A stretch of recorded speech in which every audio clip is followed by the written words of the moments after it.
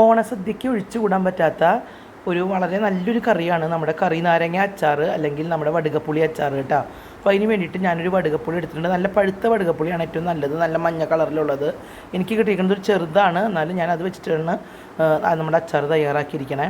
അപ്പോൾ അത് നല്ല കനപ്പ് കളയാൻ വേണ്ടിയിട്ട് നമ്മൾ തന്നെ തിളച്ച വെള്ളത്തിലിട്ടിട്ട് ഒരു 5 മിനിറ്റ് അങ്ങോട്ടും ഇങ്ങോട്ടൊക്കെ ഒന്ന് മറിച്ചിട്ടതിന് ശേഷം കുരുവൊക്കെ കളഞ്ഞ് ചെറിയ പീസുകളാക്കി അരിഞ്ഞ് വെച്ചിട്ട് അതിലേക്ക് ഒരു 1.5 ടീസ്പൂൺ ഉപ്പ് ചേർത്ത് കൊടുക്കുക കേട്ടോ. ഇനി നമ്മൾ നല്ലെണ്ണയിലാണ് ഈ അച്ചാർ ഉണ്ടാക്കണത്. അപ്പോൾ നല്ലെണ്ണ നന്നായി ചൂടാക്കി അതിലേക്ക് 1/2 ടീസ്പൂൺ കടുക് ചേർത്ത് കൊടുക്കാം.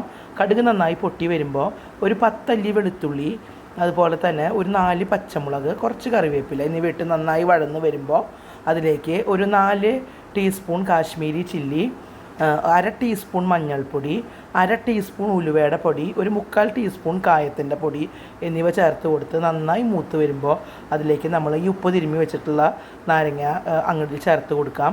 ഇനി നമ്മളിതിലേക്ക് വിനാഗിരി അങ്ങനത്തെ ഒന്നും ചേർക്കണില്ല കേട്ടോ, അത് നല്ല പുളിയുള്ള നാരങ്ങയാണ്.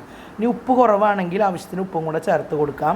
അതിനുശേഷം അതിലേക്ക് ഒരു 1/4 ടേബിൾ സ്പൂൺ ശർക്കരയും കൂടെ ചേർക്കുക.